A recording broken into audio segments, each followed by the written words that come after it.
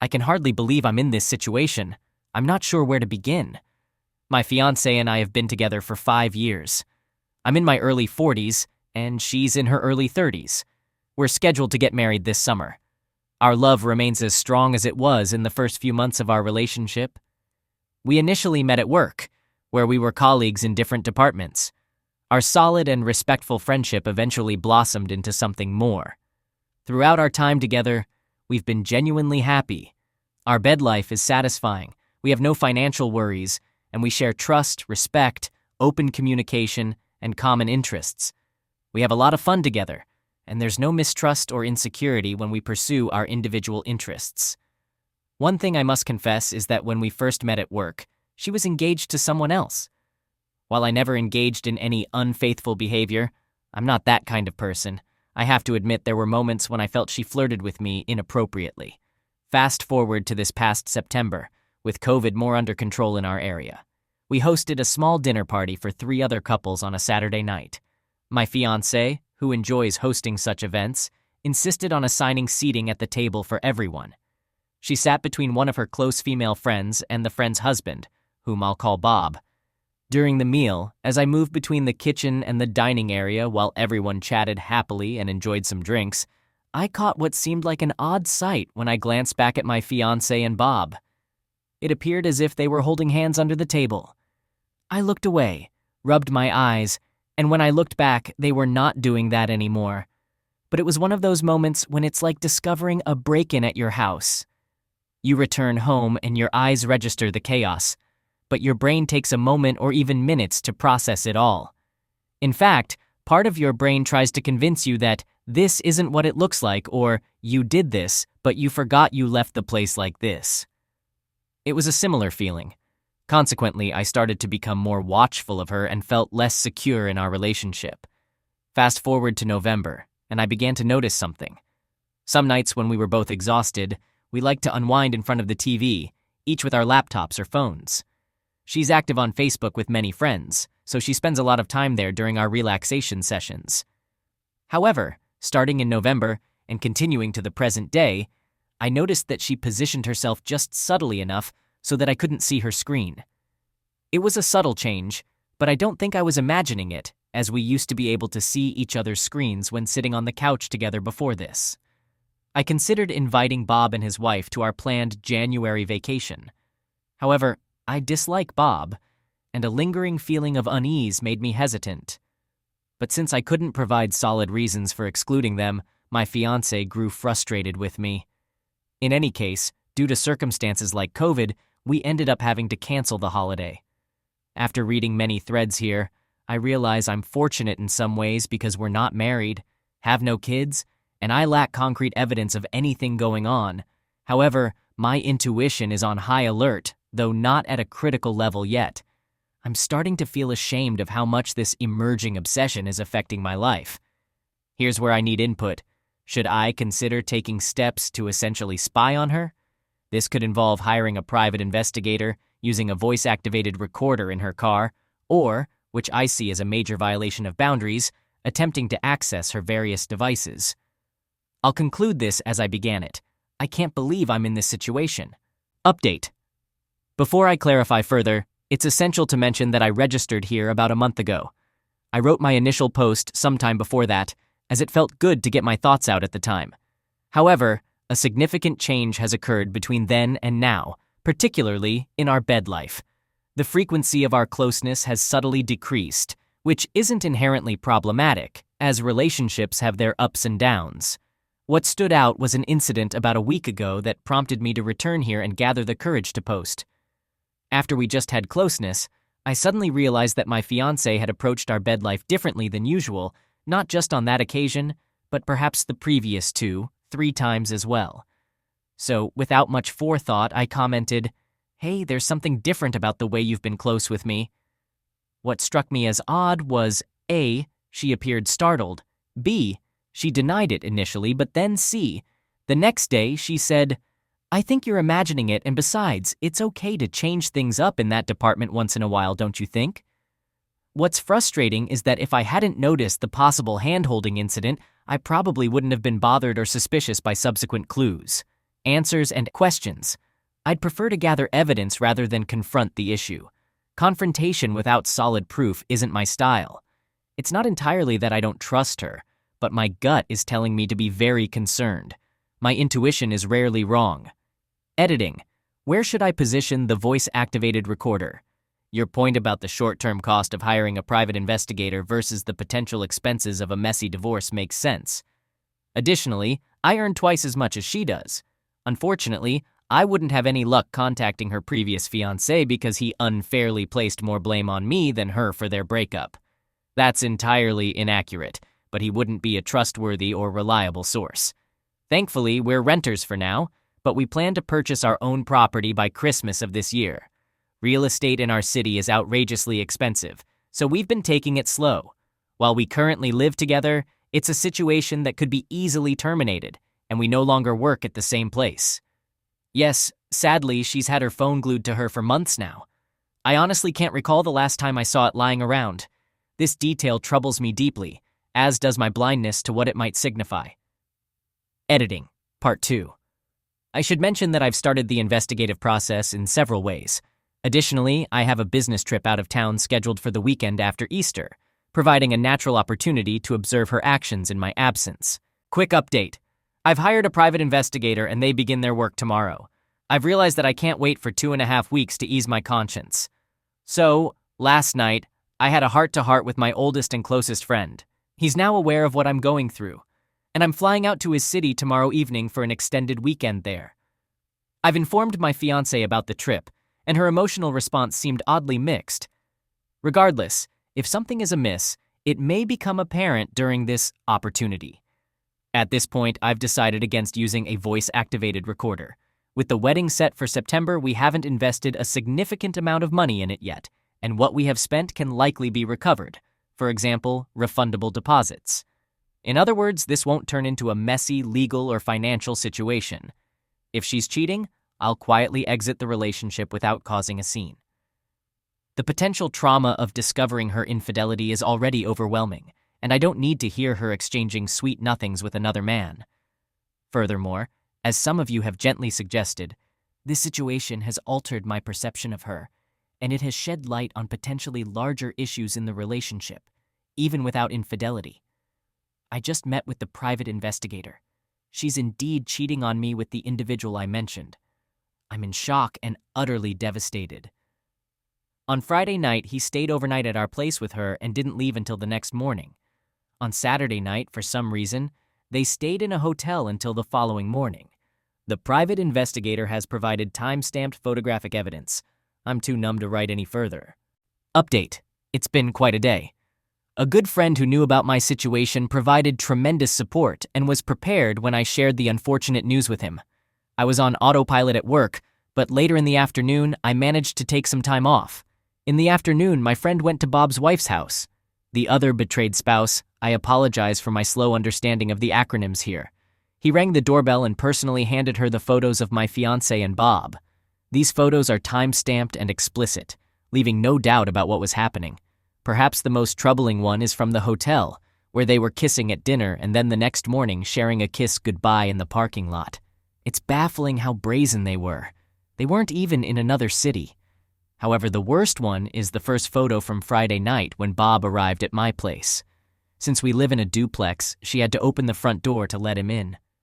The photo captures the pure, joyous excitement in her eyes, a moment I'll never forget for as long as I live. About an hour later, my friend went to my place after delivering the photos to the other betrayed spouse.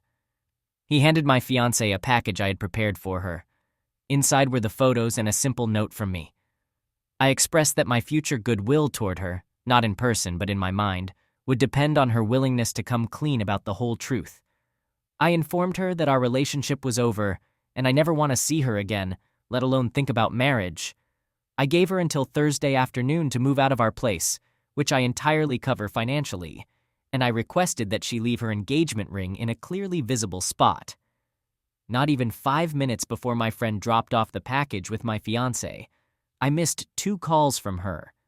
She followed up with several nervous texts asking my whereabouts, why I wasn't answering, and why I wasn't at work. I can only guess that Bob had called her in a panic, perhaps thinking someone was onto him and they could get away with it. After receiving my package, about half an hour passed before more missed calls and texts from her, asking me to call her. Then came a text saying, "It's not what it looks like." Unbelievable. Just before I started typing this, I received 2 very emotional voicemails from her. The first one was nearly unintelligible as she screamed and cried, and in the second, she admitted that she couldn't deny the photo's reality but claimed it was the first and only time they had ever done anything. She suggested that Bob took advantage of her when they got too drunk on Friday, and one thing led to another. I then told a lie, which is unusual for me, but I texted only one thing in response. "I saw you 2 holding hands under the table at our dinner party in September. The same private detective has been gathering evidence for months now. I only asked for the photos from this weekend to make it undeniable. We are finished. However, if you want this to end as amicably as possible, you must do the right thing and A. Stop lying, B. Stop taking me for a fool, and C. Tell the whole truth. I don't actually care what you have to say, but if you don't come clean to me, and thus to yourself, about why you did this, I guarantee you will continue to repeat this destructive cycle for the rest of your life." I haven't received any response at all. I want to express my gratitude for the advice from people here, even those suggesting a more drastic approach like sharing this with her family. However, that's not my style. I know myself well. This situation is and will be profoundly traumatic for me. To survive, I must stay true to who I am. While I appreciate stories of people seeking revenge for infidelity, planning and executing such things is not in my nature. My strength will come from not having an in-person conversation with her about this, permanently ending our engagement, refusing to entertain the possibility of reconciliation, and asking her to vacate our shared space. Lastly, I have to admit a petty thought despite my efforts to remain composed and dignified while writing this. Although Bob is younger than me, somewhere between her age and mine, he is less intelligent, less emotionally sensitive, something I thought she valued. And the ironic part is that I'm objectively much better looking than him. I know it sounds superficial, but it's true. I've often been compared to a well-known British movie star in romantic comedies. This guy, while more muscular, looks like a bulldog. I just can't comprehend it. He and his wife also have 2 young kids, so there's that too. I apologize for not fully addressing various questions some of you have asked this past week, but I feel like I've been navigating from one nightmare to the next. At least now I have the peace of mind that I'm not losing my sanity. I have a therapy session booked for next Tuesday, the earliest available, and I'm staying with my friend. Fortunately, he's single, so I'm not inconveniencing a family. I'm also sorry for the scattered nature of this message, but it reflects the state of my mind. Update. As expected, the past day and a half has been incredibly tough. On Monday night, my now ex-girlfriend figured out where I was staying, came over, and insisted that my friend let her in. He didn't allow her in, and in fact, he had to physically stop her from entering. This led to a barrage of texts and tearful voicemails where she expressed a desire for a second chance and claimed that the past weekend was the only time they had a physical affair. She admitted that it had been an emotional affair since last July, 2020. I chose not to respond to any of her messages, so after a day of attempting to shower me with affection, from Monday afternoon to Tuesday afternoon, her texts turned nastier last night. She asserted that my attempts to break up her relationship with Bob and the other betrayed spouse were ineffective and would fail because the other betrayed spouse understands the value of forgiveness. I find it rather astonishing that she, A, believes she has insight into the other betrayed spouse's mindset, and B, that the other betrayed spouse has already granted such swift forgiveness. Finally, I broke my silence and asked her a simple question. Why? After some hesitation, she essentially conveyed that, because I'm a perfectionist, she stopped feeling like she could freely express herself with me early in our relationship, around the 2-year mark. She claimed that Bob makes her feel secure and protected, and that they can discuss anything.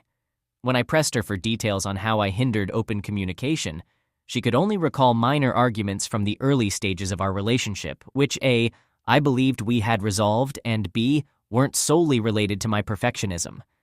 Despite everything, she wants us to try again and insists that she's willing to do whatever it takes. She has asked me not to confide in anyone, such as my family or friends, about this because she believes we can fix it. I, however, don't believe her at all. At this point, I feel completely drained of emotions and utterly exhausted. I haven't had a proper night's sleep since Sunday, so I might consider taking some sleeping pills tonight. On a final note, apologies for the disorganization, my self-esteem has taken a severe blow. My emotional and spiritual image of my ex-girlfriend has been shattered, making any future with her impossible. Trust has been irreparably damaged. While I do have some sense of relief that I've avoided a life with someone of such low integrity, I can't help but dwell on physical aspects. I'm plagued by humiliating questions. Did I not satisfy her enough during our intimate moments? Was my physical appearance not to her liking? Did she desire a different body type? Although I have no knowledge of their actions, the mere thought is incredibly distressing. Update. The past week has been absolutely unbelievable. It's as if it flew by in the blink of an eye, yet it felt like an eternity. Wednesday night was a mess.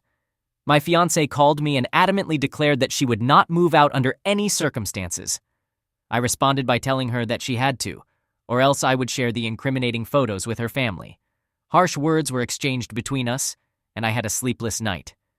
Thursday morning, I received the sweetest text from her, full of apologies for the previous night's altercation.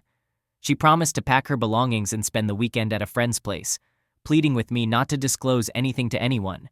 She believed we could mend things and make them right. I questioned why I shouldn't reveal the real reason our wedding was off, and she insisted it would ruin any chance of reconciliation. I returned to my place on Thursday night, and it was incredibly difficult to be there.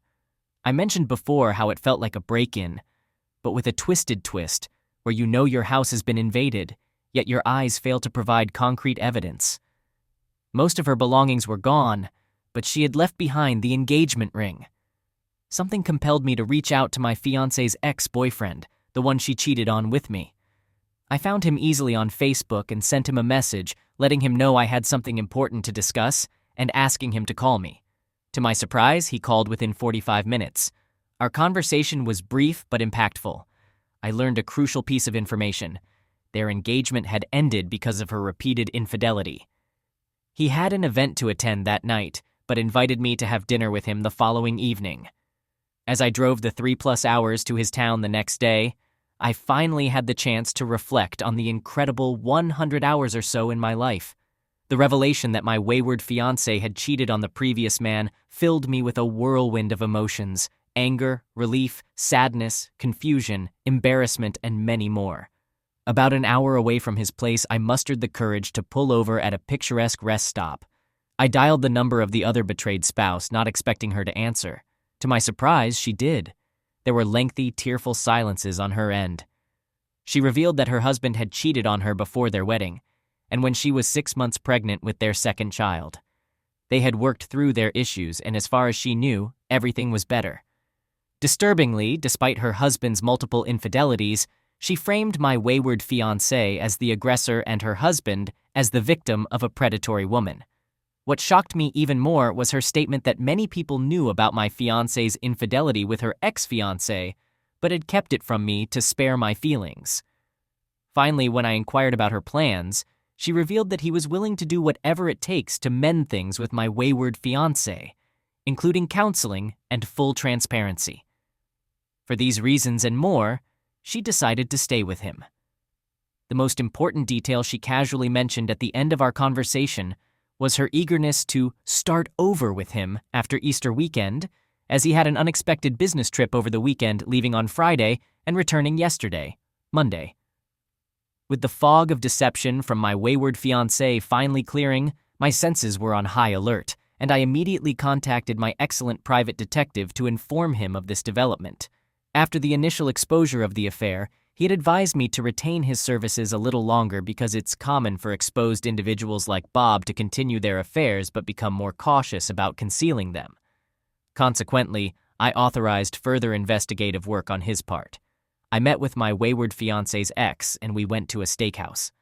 The first 30 minutes were incredibly challenging, with two men who had both been betrayed by the same woman, each grappling with a whirlwind of emotions. However, the conversation gradually improved. He shared details about my wayward fiancé's numerous infidelities that he knew of, during their relationship, and his deep regret for repeatedly taking her back. Strangely, what convinced him to reconcile with her was her comparing him favorably to her other partners, saying, "How could I be so foolish to be with an inferior man when I have you?" I could sense the mix of emotions within him upon learning about my situation. Part of him felt anger and sorrow on my behalf, but another part, on a more primal level, seemed relieved that his worst suspicions about her had been confirmed. I understood this complex response and didn't interpret it as deriving pleasure from my suffering, but rather as finding closure that it wasn't about him or his shortcomings in their relationship. Understanding this, partially thanks to this incredible community, was also liberating for me. As much as Friday turned out well, Saturday was dreadful. I woke up to a venomous message on my private Facebook group dedicated to the now-canceled wedding, consisting of the groomsmen, bridesmaids, and our two main families. To simplify, my wayward fiancée posted a message stating that, unfortunately, the wedding was off. She added that despite our efforts to address the emotional strain in the last few years of our relationship, I couldn't overcome my negative patterns, insinuating that I might try to spin the situation differently. I was utterly shocked, although in hindsight, I can't say it was entirely unexpected. Many people here had cautioned me about this possibility. I won't delve into my emotions or actions on that day. I did nothing I would later regret.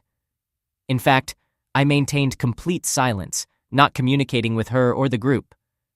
Of course, my own family is aware of the situation. However, I can't help but wonder why she had a change of heart after her Thursday morning texts, expressing a desire to reconcile with me. Was the allure of being with her Bob so irresistibly intoxicating? Her actions truly puzzle me. You would think she'd want to keep me around while enjoying the secret excitement of her affair. She must genuinely despise me if she could write a note like that, fully aware that I'll likely never speak to her again. It's both disgusting and astonishing. To make matters better, if that's even the right word, I later found out that my wayward fiancé and the posam had checked into a luxurious spa about 90 minutes outside of town that Friday night. More photos, more evidence. They dined at a lovely restaurant in the spa resort, making it rather easy to capture numerous pictures of a couple deeply in love, seated beside each other at this romantic getaway. I'm running out of energy for this update, so I'll try to wrap it up as succinctly as possible. By yesterday afternoon, armed with photographic proof from 2 affair-filled weekends, I selected the 6 most compelling photos and shared them with our Facebook wedding group. I apologized for the delay in responding to my wayward fiancé's deceitful Saturday message, explaining that I had been visiting her ex-fiancé and was disappointed, though not surprised, to discover that she had engaged in similar behavior before. I asked the group to genuinely reflect on whether any part of me had ever appeared even remotely offensive emotionally. I also inquired whether my wayward fiancé had ever mentioned to any of them, before the affair was exposed, that I was emotionally offensive.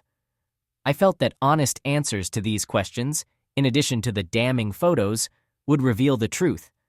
I've received several supportive messages from most members of the group, with the ones from the bridesmaids providing an extra boost of encouragement. Her father has invited me for coffee this week. He holds me in high regard. However, I'm not entirely sure I want to meet him, despite our close relationship. Lastly, as liberating as it has been to break free from this tumultuous relationship that lasted 5 years, most of me is shattered beyond belief.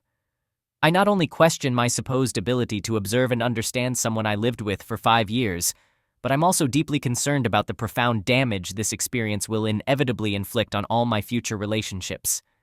Yes, I am free, but I will never fully trust again. Update. I want to address something that many people have inquired about but I haven't mentioned yet. She is an exceptionally beautiful woman, often compared to Blake Lively in terms of her looks. I hope it's okay to use celebrity names here. If not, I apologize and will edit it. I want to clarify that I'm not mentioning this because I want her back. I'm simply highlighting that throughout her life, she has always turned heads wherever she goes. Her ex mentioned on Friday night that part of the reason he kept taking her back was because he felt he would do anything to keep such a stunning woman in his life. Since discovering her infidelity, my attitude has certainly changed. However, it's possible that my biggest struggle right now, my complete and utter blindness to what was happening, stemmed from believing that the woman inside mirrored the beauty on the surface. I didn't hire a private investigator to gather more proof because the initial photos told me everything I needed to know. What left me in disbelief was the fact that after all that, both she and he could, within days, continue their affair so openly as if D-Day meant nothing. Part of me had thought that the private investigator might find nothing this past weekend. Those photos shattered any lingering hope that this could be overcome. I appreciate the harsh reality check provided by the additional evidence. I wanted to give her the opportunity to confess to her family and our wedding party on her own terms. Some of our discussions last week indicated that she might take that option. My basic threat of saying, "If you don't tell the truth about why the wedding is off, I will have to be the one to do it," was not some kind of game. Update. I'm currently out of town on a business trip, and now that I'm alone in my hotel room, it feels like the first time in a while that I can breathe and reflect. On Wednesday, I contacted the other betrayed spouse and requested a meeting with her. She said she understood why I wanted to meet and that she didn't want to endure more pain. She's a close friend of one of the bridesmaids who informed her about my Facebook post. I expressed my concern to her about how her husband was continually causing her harm and told her that meeting with me and seeing the photos from the second affair weekend might unexpectedly empower her in the long run. She disagreed. My wayward fiancée has been reaching out through texts, calls, and even emails ever since I posted about her second weekend of infidelity on Facebook. It's been 10 days, and during this time, I haven't directly responded to her at all. Her tone in the messages has shifted from anger and spite on the day of the Facebook post to sadness and despair in the middle of the week. Recently, she's been begging, pleading, negotiating, and making promises in her attempts to reach out. I discovered a handwritten letter from her in my mailbox, explaining why she believes she deserves another chance, and outlining a plan to make amends for everything. I believe it was the right decision to reveal the true reasons for canceling our wedding to our friends and family. Not only did it immediately refute her false claims of me being an offensive person, but it was also the least severe consequence of her not choosing the path of honesty to explain why our relationship ended. I've talked to the groomsmen and 2 of the bridesmaids, and it's evident that they swiftly supported me and turned against her for her infidelity and her audacity in suggesting that I was offensive. Part of me is superficially concerned that her sudden change of heart and desire to reconcile may be influenced by the community's response to her actions. I worry that if there had been less condemnation from our group, and if a few had believed her lies, she might not be so quick to beg for my forgiveness. However, I can't dwell on that. I know it might disappoint some of you, but I agreed to meet with her father on Thursday. We met for afternoon drinks at his golf club, and our conversation was long, difficult, and intricate. Her father holds a prominent position in our city and is a highly influential individual. I need to be cautious with what I share beyond that. He confided in me that he had 2 significant affairs when my wayward fiancée was younger, something she never disclosed to me. He feels responsible for her infidelity towards me, explaining that she has always looked up to him. He admitted that he didn't do a good job of explaining to his daughter, when both affairs were exposed, why his actions were so wrong and how they might have harmed her mother, the children, and the extended family. He told me that my wayward fiancée has never loved another man as deeply as she has loved me, and this is the first time someone has held her accountable for her poor behavior. He suggested that I possess significant power in this situation and have an opportunity akin to a god to grant his daughter forgiveness and redemption. He believed that my ability to forgive her and rebuild our relationship would not only demonstrate greatness, but also ensure her unwavering loyalty to me for life. I must admit that there was a certain allure in the ideas surrounding those words. However, he made a mistake when he mentioned that due to his influence and reputation, he could open doors for me through certain means. I could see how his name could indeed enable such actions. Yet when he proposed this to me, I lost my composure. In a split second, I realized that there was little difference between his belief that his name and power could absolve any wrongdoing, and my wayward fiancée's belief that her physical beauty could excuse her numerous infidelities. Thanks to the insights I've gained from this thread, I found the words to respond. I don't think you understand. It will take years for your daughter to re-enter my life in any capacity. I explained, for me to consider being with her again, I would need to see genuine understanding, empathy, self-awareness, and sincere remorse. I also noted her journey towards that will be long, as she has engaged in this behavior for years and her damage runs deep. To his credit, he respected my stance and asked for more time. On Friday morning, a few hours before I was scheduled to go to the airport, the other betrayed spouse called and with a trembling voice requested to meet for coffee. I agreed to meet. Out of respect and dignity, I won't divulge the details of the painful 40 minutes we spent together. However, witnessing the second set of photos was a harrowing experience for her, and it was difficult for her to process. By the end of our conversation, though, she seemed to be making some progress in coming to terms with the reality of her husband's actions, with one of her own friends no less. I believe she has started her own slow and challenging journey towards healing.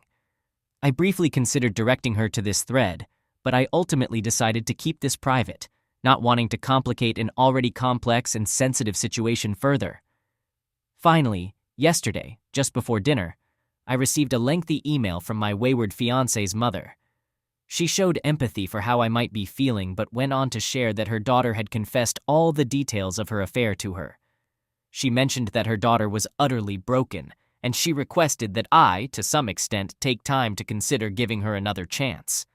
It felt as though my pain and emotions in all of this were relegated to a mere afterthought. Update: I got back home yesterday evening, and true to her word, my wayward fiancé had left a handwritten letter in my mailbox. Initially, I resisted the temptation to open it and even went to bed undecided about whether I should read it at all. However, sleep eluded me, and I eventually gave in, opening the letter. My intention was to sleep on it, gather my thoughts, and then share a summary of the letter here. So here I am today. She began with a straightforward apology, expressing her deep regret for the pain she has caused me. Next, she mentioned that she and her Bob have decided to end their relationship for good. She then delved into explicit and almost clinical detail about how I had been her best lover, offering comparisons to Bob and her previous partners.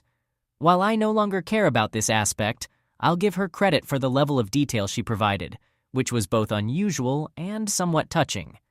She proceeded to lay out a timeline of how things unfolded. A few weeks before the September dinner party, where I suspected they were holding hands under the table, Bob called her to discuss his marital issues with his wife, who happened to be my wayward fiancé's friend. Apparently, he sought her insights. They met for coffee one workday morning, roughly 8 days before the dinner party, which led to a week of texting between them. On the morning of our dinner party, while pretending to be on an extended shopping trip, they met in a park. There, he confessed his deep infatuation for her. She admitted to feeling ashamed for falling for his words, but his primary argument was that if she felt even a fraction of what he did for her, she should scratch that itch before committing to marriage. She claimed she firmly declined his proposition, but during the dinner party that same evening, he played footsies with her under the table. She regarded it as unlucky that I happened to glance back just as he made physical contact with her. She mentioned he initiated this as well. Their first kiss happened in late October, incredibly while she was visiting an affair partner and the other betrayed spouse's home for drinks and dinner during a weekend when I was away. Another betrayed spouse had gone to put their children to bed after dinner, and during this time, he passionately kissed my wayward fiancé while his wife was out of the room. She acknowledged it was wrong, but found it thrilling. Throughout November, he apparently pressured her heavily to get me to agree to have him and the other betrayed spouse join us on our January vacation. A significant portion of their text messages in November and December revolved around various scenarios he devised for them to engage in an illicit affair right under our noses. She provided vague details about when their affair began, mentioning it started in early February. They insisted on meeting in my house as often as they could manage. She claimed that his ultimate thrill was to humiliate me. Surprisingly, her main argument was as follows. She acknowledged that infidelity might run in her family or be in her DNA, but she claimed she was completely willing to leave all of that behind because I am the perfect man. Her twisted logic was that by having this affair, she could cleanse herself of her demons and prepare for a committed life with me. She also mentioned that one of the main attractions of the affair was her strange aversion to this man, the very one who made her feel safe and secure. Combined with his desire to humiliate me, She believed her self-disgust for choosing him would finally help her overcome her last temptation to cheat. Additionally, she stated that she would be living with her parents indefinitely. She expressed her intention to undergo therapy for the first time in her life. She promised to write me a monthly letter to update me on her progress. She claimed she wanted to win me back, but only on my terms. She admitted that my decision to cut her off the way I did made her realize how much she truly loves and wants me, and she was devastated by her actions. Regarding her previous comments about emotional offense, she sort of apologized, particularly for their public nature, but she didn't completely retract her statements. Instead, she recalibrated her remarks to suggest that I hold myself and others to too high a moral standard, which she finds suffocating. She acknowledged her admiration for my integrity, but argued that it's impossible to live up to the perfectionist ideals I hold for myself and others. She suggested I reflect on this last comment. Honestly, after reading all of this, I'm too emotionally exhausted to express how I feel. I don't even know which emotions are left or available to me at this point. I'll never be able to see her in the same way again. Perhaps I'm too demanding in my standards, and maybe I need to be more forgiving when it comes to my own flaws and those of others. But there are aspects that still pull me towards her. Rest assured, I will continue to maintain no contact with her. The other betrayed spouse has reached out to me, requesting another coffee meeting this Thursday because our previous coffee chat apparently helped. Update. The community's analysis of my wayward fiancé's letter provided the necessary wake-up call for me to read her words with the insight needed to see through all the nonsense, manipulations, and evasions. My challenge was to retrieve the engagement ring while still maintaining my no-contact stance with my wayward fiancé. So late on Tuesday night, I sent an email to my wayward fiancé's father, expressing my appreciation for his daughter's letter, but explaining that by not returning the ring, she wasn't respecting the boundaries I had set. He responded early the next morning, agreeing with me and suggesting we meet for lunch at an exclusive restaurant. What a family indeed. During the first half of our lunch, we talked about everything but the underlying issue at hand. It was like skirting around a 700-foot iceberg beneath the surface of the conversation. Eventually, though, he produced the ring and returned it to me, but not without some theatrics. He continued to blame himself for his daughter's problems and mentioned her mental health being under great threat due to the shock of being denied something she wants, which apparently is me, for the first time in her life. However, things took a sour turn between us when, near the end of the meal, I leaned back in my chair, observed him carefully for about 10-15 seconds, making him quite uncomfortable, and then said, let me tell you something. By the time I was 13, and it's possible I was even younger, my mother instilled in me a powerful mantra: take responsibility for your actions. When I was younger, I was skilled at finding ways to shift blame for my wrongdoings onto others or other excuses. My mother taught me, before I was even in high school, that it is liberating to own up to our mistakes. It's empowering. He appeared torn between anger and embarrassment, and a lengthy silence hung between us. I gently slid a photocopy of his daughter's letter across the table, saying, "I'm sure you haven't read this." It was evident that there was no way he had read the letter in its entirety. He crumpled it up and pushed it back across the table to me. Then, in a sinister tone, he said, "If you can't accept your fiancé's truths at face value, then you two have no hope of reconciling this unfortunate temporary situation." When I looked at him, utterly stunned, and said nothing, he continued, "It would please me to see you two back together. I don't appreciate the way you spoke to me this afternoon, and frankly, I thought you had considerably more class than this, but I'll attribute it to the grief you're experiencing. You need to do the right thing here." So I asked, "And what is that?" He just stared at me for about 5 seconds, said nothing, walked over to pay the bill at the front, and then left. So that man could have been my future father-in-law.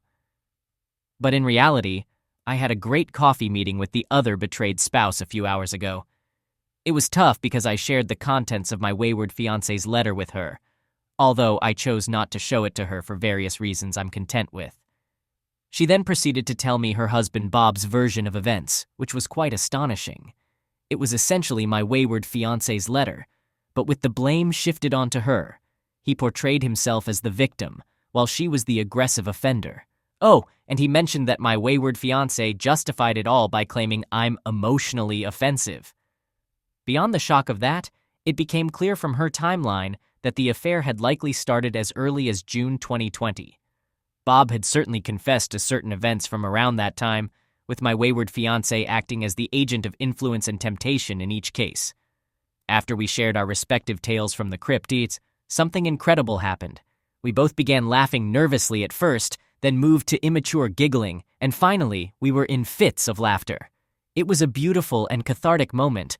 Honestly, it was the most liberating and light-hearted feeling I've experienced in months. She later got a bit teary-eyed, expressing that she didn't know what she was going to do. However, she recognized that he is just as troubled as my wayward fiancé, and she needs to find a way to extricate herself from him somehow. So that's where things stand. Despite the uplifting and empowering experiences of the past 48 hours or so, as I sit here writing this post, I suddenly find myself overwhelmed by sadness, loneliness, and a sense that I may never fully recover from this and may never be able to trust again. One thing is certain, I won't be taking my wayward fiancé back. I'm in the process of drafting a final letter to her, politely asking her to leave my life forever. What a mess. And as I've asked before and will continue to ask, what was all this for? Edit. The following letter was sent yesterday afternoon. I know some of you may disapprove, especially those who have questioned why send a letter at all, but I felt it was important to share what I wrote with this community, despite the expected negative reactions. It feels good to have written and sent it. Obviously, her name is not Blake, but... Blake, this letter is in 3 parts. This is the last time I'll be communicating with you. I request that you refrain from contacting me in any way from now on. I also kindly ask that neither your family nor any friends reach out to me on your behalf in the future. If you or your family disregard this boundary, I may have to resort to legal action to protect myself. Our relationship has been irreparably damaged due to your choices and actions. Regarding your letter, I'm pleased to hear that you're seeking therapy. I hope it proves beneficial and that during that process, you can achieve a level of self-honesty you've never had before. The environment around you has supported and continues to support your behavior. So even if you manage to address the significant voids within yourself, you'll need to break free from your family's influence. I appreciate you returning the ring. I'd like to reminisce about a moment, possibly the last time when we were genuinely happy together. During the peak of the COVID pandemic, we escaped to your parents' cabin by the ocean for a memorable long weekend. One Friday afternoon, we were exploring some high rocks, and you ventured dangerously close to the edge, risking falling into the sea. I pulled you back and cautioned you about the danger. Later that evening, by the fire, when we discussed that moment, you said, "Risk is good. It makes us feel incredibly alive. And besides, I know you will always be there to pull me back." Now I understand that everything about you and your intentions to ruin our relationship were encapsulated in that one moment. While I'm slightly disappointed in myself for not realizing it sooner, I'm now thankful that I see you for who you truly are. I only hope you can gather the courage to change, but I won't be a part of that process. Update. This morning, I had breakfast with the maid of honor for the wedding that will never happen. She was with my former fiancé on Saturday when she received my final email. Apparently, my ex-fiancé was extremely devastated and spent the entire night inconsolable in her room. It's hard not to find this amusing, as it sounds like the reaction of a 13-year-old who can't have a sleepover with their best friend on a Saturday night. More worryingly, the maid of honor also informed me that when her father read the note, he became furious and simply said, "He will pay." Frankly, I'm very concerned about the possibility that he might seek revenge against me. I acknowledge that many of you here have warned about this as well. So, what can I do to protect myself from this potential threat? Additionally, as a quick note, while the maid of honor is a true friend to my former fiancé, she's also been supportive of me throughout this ordeal. Towards the end of our breakfast this morning, I expressed my gratitude for keeping me updated and asked her why she wanted to help. She shared something I wasn't aware of. She broke up with her long-term partner about a year ago because he repeatedly cheated on her. What's particularly interesting is that the maid of honor believes that my ex-fiancé was initially drawn to her as a friend for the same reason she was attracted to me as a boyfriend. We both embody stability, reliability, and integrity, qualities that my ex-fiancé seems to lack herself. The maid of honor wasn't surprised that my ex-fiancé cheated on me, as she believes she has a history of doing so, although she thought I might be an exception. She continues to be a friend to my ex-fiancé, but also empathizes with me and believes I've done the right thing. Now, onto some concerns about another betrayed spouse. Until Thursday, we had been exchanging light texts every day, offering support and encouragement. However, I haven't heard from her since we met, which is understandable considering we're both dealing with our grief. In addition to not hearing from her, the maid of honor mentioned that the other betrayed spouse has been sending numerous angry and hurtful messages to my ex-fiancé via text, phone calls, and emails over the past few days. This raises a concern and a question for everyone here. Concern. I worry that the other betrayed spouse's anger towards my ex-fiancé might be influenced by Bob's negative influence, and she might be inclined to place blame solely on Bob rather than the wayward spouse. I'm concerned about her well-being. This leads to the question, what should my boundaries be in this situation? I feel that as you all have supported me gently, I should do the same for the other betrayed spouse. However, I believe that I can guide, but not insist. Just as you can lead a horse to water, I wonder how persistent I should be in offering support. Many of you have suggested being there for her, and I have tried to do that, but I can also understand why I might remind her of the pain she's experiencing, and talking to me might bring back memories of the similar harm done to her. I appreciate your help in advance on these matters. As for myself, I'm experiencing emotional ups and downs. I have no desire to have my ex-fiancé back in any form. This is who I am now. However, I'm currently struggling with the idea of closeness in future relationships. I'm afraid quite strongly that A, I'll bring a lack of confidence to the process, which has never been an issue before. Closeness has always been a positive, powerful, life-affirming experience for me, and B, I'm concerned that intrusive thoughts will intrude when I'm trying to enjoy the company of someone completely different from my ex-fiancé. Perhaps these concerns are somewhat irrelevant at this point, since my focus should be on surviving this next period without dwelling on the idea of a new relationship. I apologize for the disorganization of this post. It's more of a mind dump after a crucial meeting with someone deeply involved in this situation from both sides. Best of luck to everyone. Update. This morning, the police called me to let me know that my ex-fiancé, who had previously been unfaithful, has made a false accusation against me. My lawyer is aware that I use this forum and, while acknowledging its positive impact on my mental well-being, has advised me not to discuss any further details until this matter is resolved. Needless to say, this accusation is entirely untrue and I am deeply distressed. Update. It's been quite a draining month. Even though I haven't posted here in a long time, I still lack the energy to provide a detailed account of all the recent events. Here's a concise summary. The good news is that the police investigation didn't last long, only 11 days. My lawyer called me on the first Monday in May to inform me that the police were dropping the case, and that was the end of it.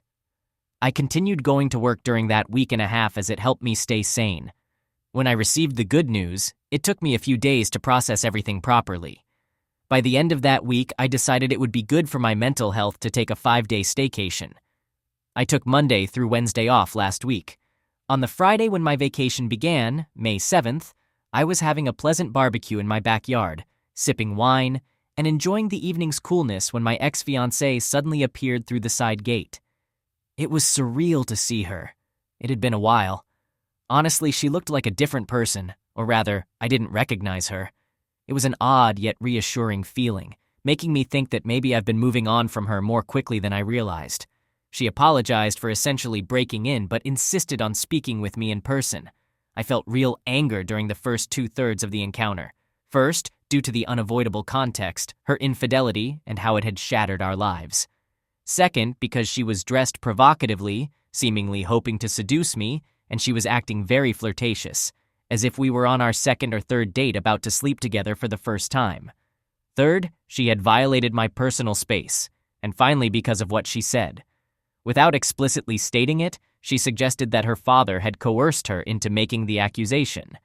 She claimed that due to her father's connections with parts of the police force, it was all part of a game to scare me. However, when she realized the consequences for me, she had a change of heart and stated that she had made the accusation while in a deep state of mental distress, almost like a fugue state. To my credit, I managed to remain remarkably calm and did a few things. I conveyed the immense hurt and damage she had caused me and made it clear that I would never truly forgive her.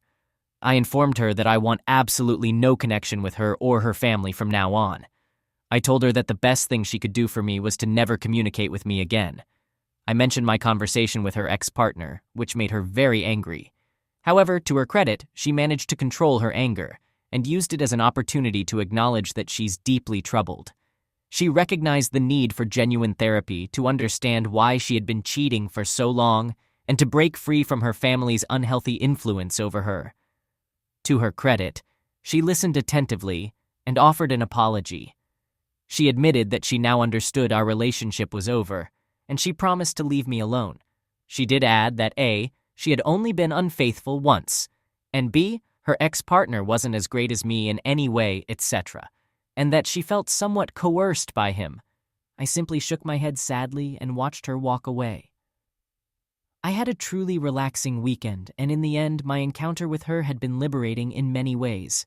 However, the following Monday, my ex-fiancée sent me an email with a revealing photo of her sunbathing. I chose not to respond. The next day, she sent an even more revealing photo with a note saying, "I know you can't dislike these that much if you aren't telling me to stop." Then, on the same day, she sent me a fairly explicit video of herself. At that point, I did respond, expressing anger and informing her that I would pursue legal action to remove her and her family from my life because of their relentless pursuit. Later that evening, she wrote back, apologized, and said she recognized her need for help and wouldn't contact me again. I haven't heard from her since, though it's only been 5 days. Now, the most complex part of my update is the following. The other betrayed spouse reached out to me on Friday night, apologizing for her silence, and we had a pleasant exchange both then and throughout Saturday. It was so pleasant that she essentially invited herself over for drinks yesterday afternoon. On the surface, she's trying to break free from her manipulative and toxic husband. But deep down, it's evident to me that she's still in love with him and might want to hurt him as much as she can, whether to win him back or for some other reason. To get to the point, we shared a passionate kiss. I wonder if it's strange that my ex-fiancé's photos and video aroused me. My desire had all but disappeared during this ordeal. So, the strange combination of feeling like my ex is truly out of my life, coupled with the appreciation of those photos, awakened some dormant desire in me. I could have slept with the other betrayed spouse, but we both realized at the same time how easily it could lead to closeness. So we stopped. However, she has been texting me frequently since then and is trying to arrange another meeting. I know this is not a good situation. The temptations are apparent. 1, I haven't closeness in a long time and am not ready to start dating, so this might seem convenient. 2, a sense of revenge. 3, I feel like I'm one of her few healthy supports. I'm also aware enough to understand that probably less than 5% of her behavior is driven by genuine attraction or desire for me, and it's mostly about her unhealthy feelings towards her unfaithful husband. I also realize that if I had closeness with her, it would increase the chances of my ex-fiancé returning to the picture, but in an even more disturbed and obsessive manner. That sums up my entire update. In reality, it might not be as dramatic as some of my previous updates. Overall, I believe I'm moving forward, in a better place, resisting the temptation of my ex-fiancé and feeling less hurt and broken than when I first learned about the betrayal. However, I do acknowledge that I am damaged, as evidenced by my decision to kiss the other betrayed spouse, and I will continue to seek counseling. Lastly, it was reassuring to check in from time to time and see people's support and care. This place has been truly wonderful for me. I want to express my gratitude for the helpful responses. One of the main reasons I've stayed here and relied on it as my primary source of non-legal advice is that I receive genuinely helpful, sober, and honest guidance in a safe environment. It's like a much-needed reality check for those trying to navigate the aftermath of betrayal. Looking at my actions since my ex-fiancé unexpectedly showed up at my place, it's clear that her visit sent me into a bit of a tailspin. However, I now feel like I've broken free from the effects of the past week or so. I had a productive conversation with my lawyer early this morning. He wasn't pleased with me for even responding to my ex-wayward spouse, but he's relieved that I haven't taken any action with those photos and videos, like forwarding or downloading them. One important point to note, some posters have suggested that I delete all of those emails from her, but my lawyer strongly disagrees. He believes that they constitute clear evidence of ongoing stalking by my ex-fiancée and her family. Indeed, I'm pleased to report that he is taking careful steps to initiate legal action against my ex-fiancée and her family. This legal action is related to their false accusation against me and a well-documented pattern of stalking and intimidation. I've also blocked her on all available platforms. My brother, a truly wonderful person, is arriving on Thursday and will be staying with me for 10 days. It'll be a great opportunity to spend quality time together, especially since he has a busy life as a husband and father. He'll also serve as a sort of moral compass to help me avoid falling into any of the traps that ensnared me last week. On a related note, I just had a productive phone call with the other betrayed spouse. Without any prompting from me, she acknowledged that our brief kiss was inappropriate and driven by a desire for revenge more than anything else. She fully understands why we can't see each other in the near to medium-term future, so that shouldn't be an issue. However, she does want me to be a kind of informal counselor for her over the phone. I gently but firmly explained that I can't take on that role. While she was upset because her previous therapy experiences didn't go well and she views me as a safe person, I emphasized that A, it's unhealthy for me to be her quasi-therapist, B, I need to distance myself from all individuals involved in this tragedy, and C, she should have someone safe ask the more challenging questions to empower herself and, hopefully, break free from her offensive husband. I believe she will respect my request for no contact between us for the next several months because she recognizes the precarious legal situation I was in and doesn't want to jeopardize my safety. Additionally, I have a fortunate piece of information to share. My observant neighbor informed me last week that they saw my ex-fiancé sneaking in the side gate on that Friday night. He is willing to provide a statement about this, and my lawyer believes it's a valuable card to keep in our back pocket, potentially constituting trespass if needed. It feels empowering to take proactive steps against my ex-fiancée and her family. I've felt like a victim throughout this ordeal, and my ultimate goal is not necessarily justice or compensation, but simply to have the father and daughter leave me in peace. Lastly, reflecting on the past 7 days or so, I realize the profound damage I've suffered from all of this. I've been so occupied with taking action and being productive since discovering the infidelities, most of it positive and useful, that I may not have properly begun the grieving process.